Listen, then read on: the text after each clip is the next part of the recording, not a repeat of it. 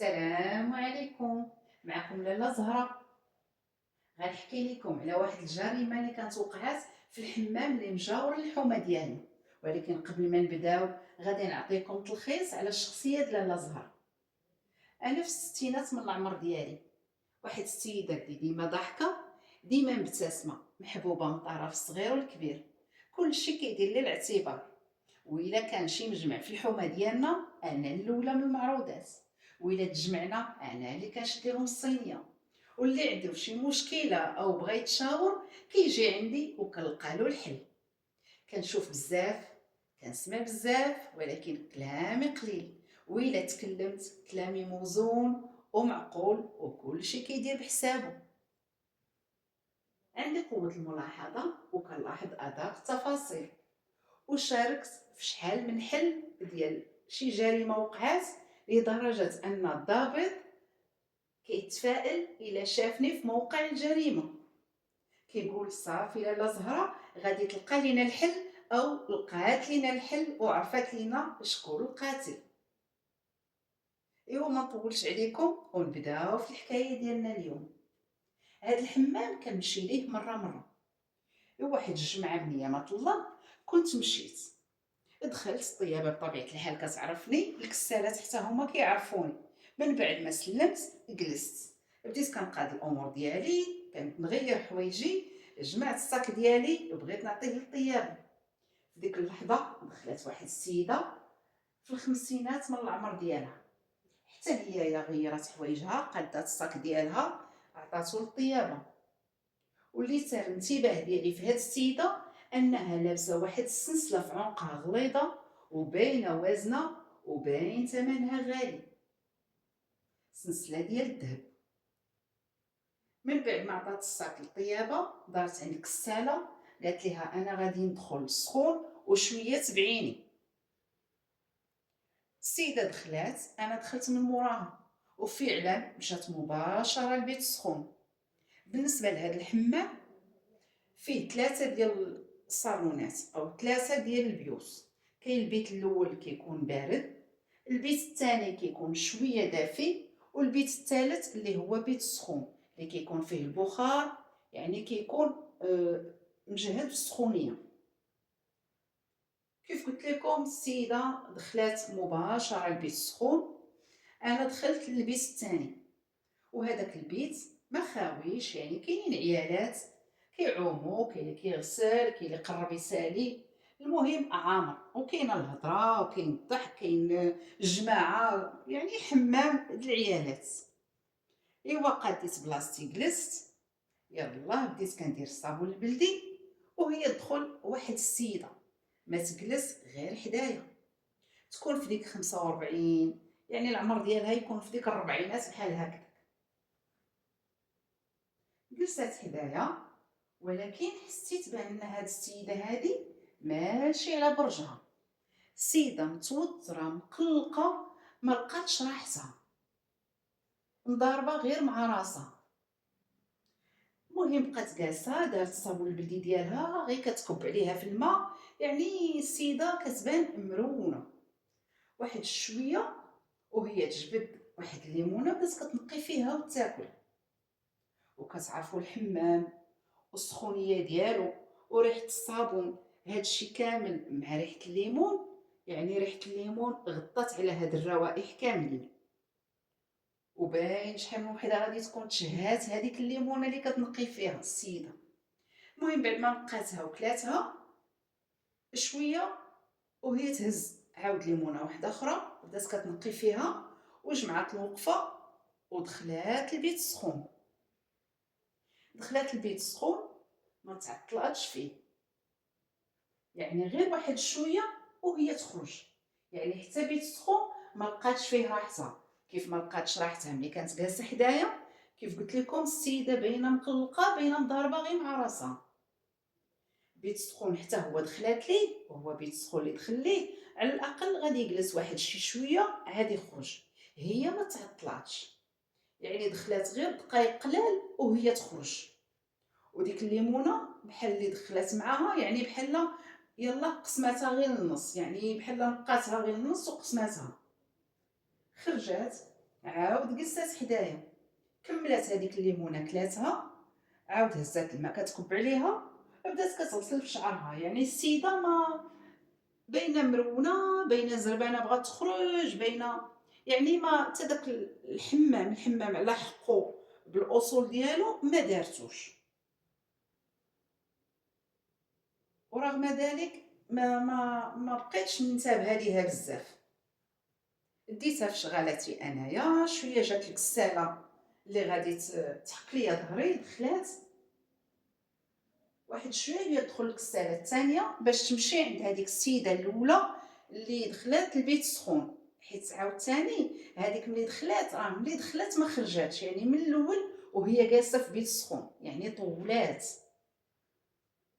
ودخلوا عيالات، يعني دخلوا عيالات البيت سخون، دخلوا جلسوا شويه خرجوا، يعني ما دخلات ما وحده ما جوج. وهذيك السيده اللي قلنا دخلت الاول، كيف دخلت ما خرجاتش، بقات في السخون. يعني راه ما شاء الله، يعني استحملات هذاك الصهد وهذاك البخار وطولات يعني في السخون. ايوا الغساله الثانيه ملي دخلت مشات مباشره للبيت السخون باش تمشي تحك ليها وتغسل ليها. كيف قالت ليها تبعين. ولكن هذيك الغساله ملي دخلت واحد شويه وهي تغوت، خرجت كتجري. وانا نوض جمعت الوقفه، قلت لها مالك ياك لاباس اش واقع؟ العيالات حتى هما وقفوا لان كلشي تصدم، كلشي تخلع. علاش الكساله دخلات وخرجت كتغوت؟ وهي تقول لينا راه السيده لقيتها طايحه في الارض وعينيها خارجين. دخلت انا كنجري كنشوف، وفعلا لقيت السيده مجبده على الارض وعينيها خارجين. وشميت واحد الريحه بحال ديك الريحه اللي كتكون في الحلوى، بحال ديك الريحه اللي كتكون في العراس، بحال الريحه اللي كتكون في الروضه. وبقيت كنقول هاد الريحه ديالاش؟ وانا نقول هذه ريحه مزهر. واخا كانت مخلطه بالريحه ديال الليمون، لان ديك السيده اللي كانت دخلت الليمون، يعني واخا هكذاك ميزت الريحه ديال مزهر والريحه اللي مركزه. اش جاب مزهر للحمام؟ واش هاد السيده اللي دخلات للسخون واش جابت معاها مزهر كدوش بيه؟ المهم السيده مجبده الارض عينيها خارجين. خرجت عند الغساله، ديك الساعه جات الطيابه، العيالات كلهم تجوقوا. خرجت عند الطيابه قلت ليها شوفي، سدي الباب الحمام، عيطي على البوليس وما تخلي حتى حد يخرج، حيت حسيت بان كاين تما جريمه قتل. السيده ماشي موتة طبيعيه. واخا العيالات في الحمام بقاو كيقولوا راه السيده اثرت عليها السخانه، راه بالسخونيه ديال الحمام، راه بالسخونيه ديال البخار، راه تخنقات، داكشي علاش ماتت. ولكن لا، انا حسيت بان كاين تما جريمه قتل، خصوصا ديك الريحه المركزه ديال المزهر منين غادي تجي. ومزهر الا كان مركز مع داك البخار وداك الصهد كيولي كيخنق، يعني يقدر يكون هو سبب الوفاه ديال هذيك السيده. ولكن السؤال، منين جا مزهر؟ غيكون عند السيده. اشنو غادي دير مزهر وهي داخله السخون؟ اشنو غادي دير به؟ هادشي كامل غادي نكتشفوه جميع. من بعد ما قلت للطيابه سيري عيطي على البوليس وسدي الباب ما تخلي حتى حد يخرج، كانت هذيك السيده اللي كانت جالسه حدايا مشات عند الطيابه قالت ليها لا انا خصني نمشي دابا وولدي غادي يخرج من المدرسه. الطيابه شافت فيا قلت ليها لا حتى حد ما يخرج تيجيو البوليس. وبين ما جاو البوليس جمعت انا العيالات كاملين اللي كانوا في الحمام، قلت لهم دابا كل وحده غادي تقول لي ملي دخلات لداخل السخون اشنو شافت، واش لاحظات شي حاجه. يعني بديت انا كندير الدور ديال البوليس، يعني بديت كنستوجب كل سيده كنسولها، يعني كنحاول ناخذ منهم معلومات او ناخذ منهم شي فكره ولا شي حاجه. بقيت كنسول العيالات شكون اللي دخلات البيت سخون، وكانت هذيك السيده تما، يعني من مور فاش دخلت ديك السيده شكون اللي دخل من موراها البيت سخون. كانوا 3 د العيالات، وهذيك اللي كانت جالسه حدايا هي الرابعه. الاولى قالت لي انا دخلت البيت سخون، وكانت هاد السيده نيت كتسخن وشفتها، وملي خرجت خليتها مازال جالسه. الثانيه، السيده الثانيه حتى هي نفس الشكل، السيده الثالثه نفس الشكل. وهذيك السيده الرابعه اللي كانت جالسه حدايا، اللي قلت لكم هزت ليمون ودخلات، هذيك ملي بغيت نسولها قلت لها ملي دخلتي السخون، بغات تنكر المره الاولى، قالت لا انا ما دخلتش السخون وانا راني شفتها. وملي حسات بيا انني رديت ليها البال، وهي تقول لي لا لا نسيت، لا دخلت والسيده كانت باقا حيه. السيده كانت جلست نيت حداها وباقا حيه، وشافتني هزه الليمون وقالت لي عطيني شويه، وهي كذبت، لان حسيت بالكلام ديالها ماشي هو هذاك. قلت لها كيفاش السيده لقيتيها حيه وانت غير خرجتي مباشره دخلت لك الساله ولقاتها ميته؟ هنايا طلعت مات. بقات كتقول لي لا انايا دخلت وخرجت وخليتها باقا حيه، وهي يا كاع طلبات مني الليمون، ولكن انا حسيت بها كذبت. وحاجه اخرى تالت الانتباه ديالي ان هذيك السنسله اللي كنت شفت في العنق ديال السيده من بعد ما طاحت الارض وميته، السنسله ما بقاتش في عنقها. يعني هنا كاينه حتى جريمه ديال السرقه، من غير جريمه القتل كاينه حتى السرقه في هذه القضيه هذه. ودابا خصنا نعرفوا شكون اللي قتل وشكون اللي سرق السنسله وعلاش، وشنو هو الدافع اللي خلاهم يديروا هذا الشيء. هذيك السيده مولات الليمون، سميوها مولات الليمون، هذيك السيده مولات الليمون حسيت بها بحال كتدخل وتخرج في الهضره، وحسيت بها كتلعثم في كلامها. قلت لها حاولي تفكري ملي دخلتي، واش السيده لقيتيها باقا حيه ولا لقيتيها ماتت؟ واش ملي خرجتي خليتيها باقا حيه ولا ماتت؟ وكتقول لك لا انا دخلت لقيتها باقا حيه، وملي خرجت عاودت خليتها باقا حيه وطلبات مني الليمون، وكتاكد بانها طلبات منها الليمون. قالت لها راكي شهيتيني فيه.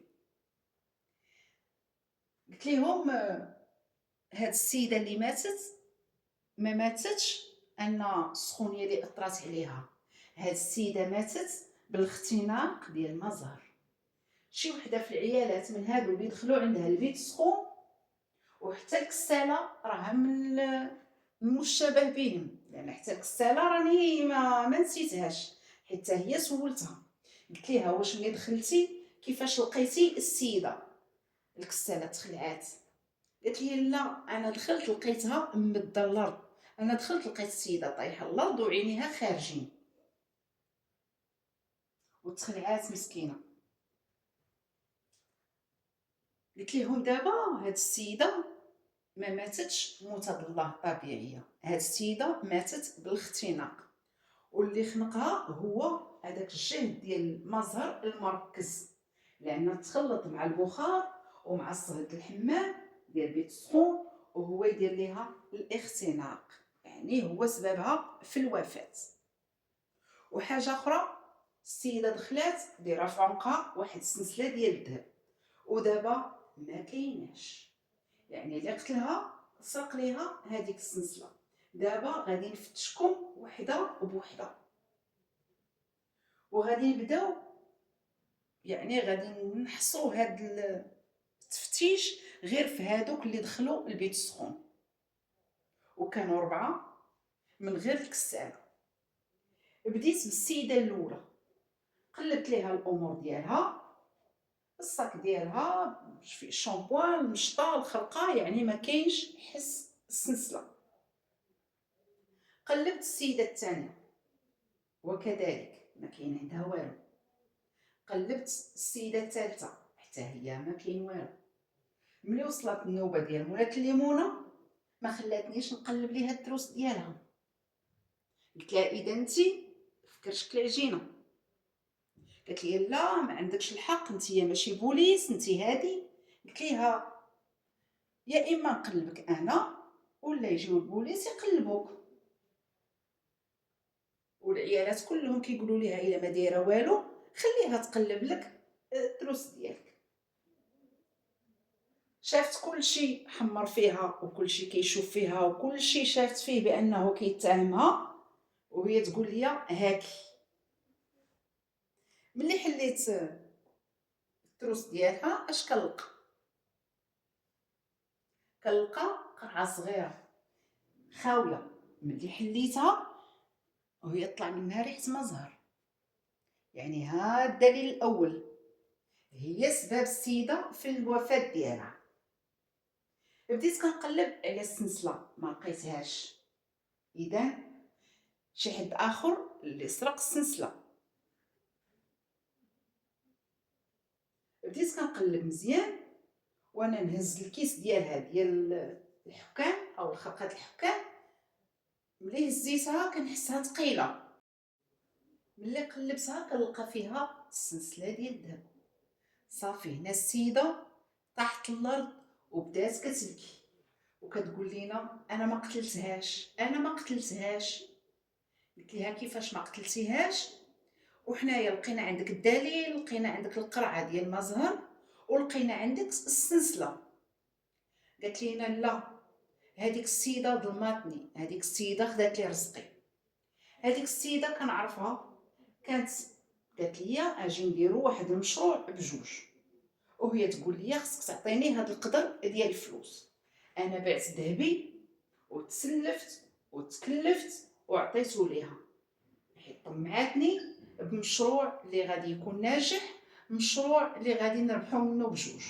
ولكن هي غدرتني، ما بينات لي لا مال لا راس المال. يعني هذاك الشيء كامل كان غير كذوب باش تاخذ ليا رزقي.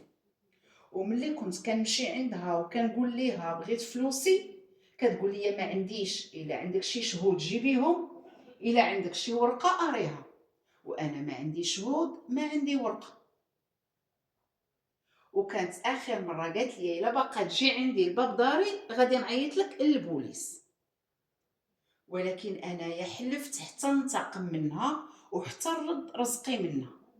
وكنت كنتبعها وكنتبع الخطوات ديالها، كنعرفها فين كتمشي منين كتجي معاش كتخرج معاش كتدخل. وعرفتها بانها كتجي لهاد الحمام كل جمعه وكنت كنتبع هاد الحمام وما كتشوفنيش وكنشوف الطقوس ديالها في الحمام. وعرفت بانها كيف كتدخل كتطلب من الكساله شويه تبعها وهي كتمشي مباشره للبيت السخون. كتجلس شويه كتجي الكساله عندها كتعاونها في العومان كتحك ليها ومن بعد كتغسل وكتخرج مباشره كتمشي في حالاتها. وقررت اليوم ننفذ الخطه ديالتي. اليوم تبعتها للحمام وفعلا داكشي اللي كان دخلات مباشره دخلات للبيت السخون. انايا دخلت وجلست وشويه تبعتها للداخل وبالعاني جبت معايا الليمون باش يغطي على ريحه الزهر، حيت الا جيت نطلق ريحه الزهر في السخون الريحه ديالو غتخرج وكل شيء غادي يعيق بيا. بالعاني جبت الليمونه الاولى حليتها باش الريحه تعطي في البيت الثاني وعاد دخلت للسخون ودخلت معايا ليمونه وحده اخرى باش تغطي على الريحه الزهر. وشديت هذيك القرعه الصغيره اللي دخلت معايا ودزت من حداها وما شافتنيش مع البخار ما عرفتنيش وكبيتها حداها وخديت ليها السنسله من عنقها حيت غير خديت ليها كبيت هذاك الزهر تخنقات مع ديك السخونيه وما زهر كان مركز وطاحت الارض. وملي تحنيت عليها باش نحيد ليها السنسله شافتني وخرجت عينيها، ولكن ديك الساعه صافي مول الامانه بدا امانته وخديت ليها السنسله لان هذيك السنسله من رزقي باش شراتها. وخرجت لبلاصتي بحال حتى حاجه ما وقعت، ولكن انتي عقتي بيا ودغيا اكتشفتيني. ولكن باقا كنقولها، انايا ما قتلتهاش هكذاك، انايا بغيت ناخذ حقي، هي اللي ظلمتني.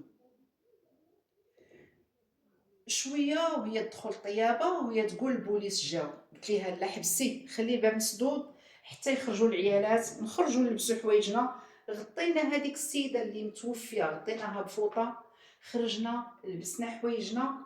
عاد قلت للطيابه حلي الباب يدخلوا البوليس. وملي دخلوا ودخل الضابط، غير شافني وهو يفرح، قال لي لاله زهره انتي هنا صافي، هاد القضيه هادي او هاد اللغز غتكوني حليتيه لينا، لانه من كثره ما شاركت معاه في قضايا وفي جرائم لقيت ليه القاتل ولا كيتفائل بيا، غير كيشوفني كيفرح. وداكشي اللي وقع حتى في هاد الجريمه، غير شافني قال لي باين بانك لقيتي ليا شكون اللي قتل هذيك السيده. وضحكت قلت ليه فعلا السي الضابط، لقيت لك شكون اللي قتل هذيك السيده. وانا نقدم ليه السيده اللي قتلات، قلت ليه ها هي السيده اللي قتلات، وها هو الدافع. كانوا دايرين باش يديروا مشروع، ولكن هذيك القتيله خدات رزق هاد السيده على حد قولها، وخدات ليها رزقها، ما بغاتش ردوا ليها، والسيده جات انتقمات ليها. الضابط عيط على البوليس، داروا المينوط للسيده خرجوها، لومبيلونس جات خرجوا هذيك السيده اللي ماتت. الضابط عاود حياني وشكرني على الحل ديال هاد القضيه هادي، وكل واحد مشى في حالاته. ومن بعد بقى هاد الحمام فين ما كيجيو الناس يعوموا او كيجيو العيالات يعوموا كيجبدوا القضيه ديال هذيك السيده اللي توفات والسيده الاخرى اللي قتلتها، وبقات حكايه كتداول في اي مجمع ما تنسات القضيه على شحال. هذه هي القضيه اللي شاركت معكم اليوم، او الجريمه اللي وقعت في الحمام الشعبي. ونخليكم هنايا حتى القضيه واحده اخرى، وإلا عجباتكم ما تنساونيش من البارطاج، وما تنساونيش من لي لايك باش تزعموني وتشجعوني نعاود نشارك معكم قضايا وحدين اخرين. وكاين الخير والخير كثير. ونخليكم هنا حتى الحلقه اخرى ان شاء الله، وبسلامه عليكم.